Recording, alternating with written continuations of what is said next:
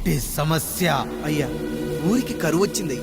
అదిగో ఆ నలుగురు దాహంతో చనిపోతున్నారయ్యా.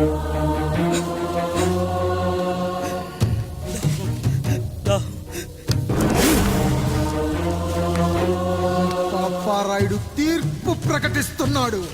ఈ గ్రామం ఇంతకు ముందెప్పుడు ఎదురవ్వని సమస్య. అందుకే ఈ సమస్యని నా సర్వేంద్రియాలను కేంద్రీకరించి నవరంధ్రాలను బిగించి ఆలోచించి ఈ నా తీర్పు ప్రకటిస్తున్నాను. దాహంతో అలమటిస్తున్న ఆ నలుగురికి వెంటనే బావులు తవ్వించి వాళ్లకు నీళ్ళివ్వండి. అంత సమయం లేదయ్యా. మరో 5 నిమిషాలు వారి చేత నీళ్లు తాగించిపోతే చచ్చిపోతారయ్యా. పూజారి, మరేంటి ఇప్పుడు దీనికి పరిష్కారం? నృత్యం. సంగీతానికి శిలలు, నృత్యానికి మేఘాలు కరుగుతాయని శాస్త్రం చెబుతుంది. ఆ నాట్యానికి ఆకాశం కరిగి వెంటనే వర్షం పడాలి.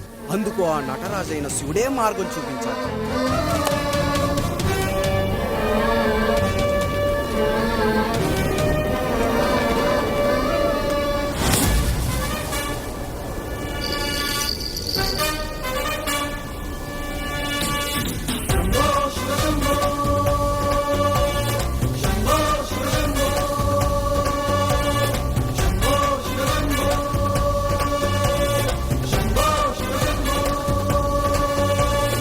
ఆకాశంలో మేఘాలన్నీ ఆవేశంతో ఏకం కాని ఊపిరి శబ్దం జదలో శంఖం పూరించే వేళ, నెట్టూర్పుల్లో నిర్వేదాన్ని పడగాలుల్లో సందేశాన్ని పడగళ్ళయ్యే ఆహ్వానాన్ని పంపించే వేళ, పాదమే ఆడే నాదం ఢమరుకమే కాదా, ప్రాణమే చేసే గానం గంగకు గుడి కాదా, గొంతులో దాహం దేహం దహించే వేళ, నటరాజుగా రాజుని నేరుగా చూసిన నింగిక నేలకు నది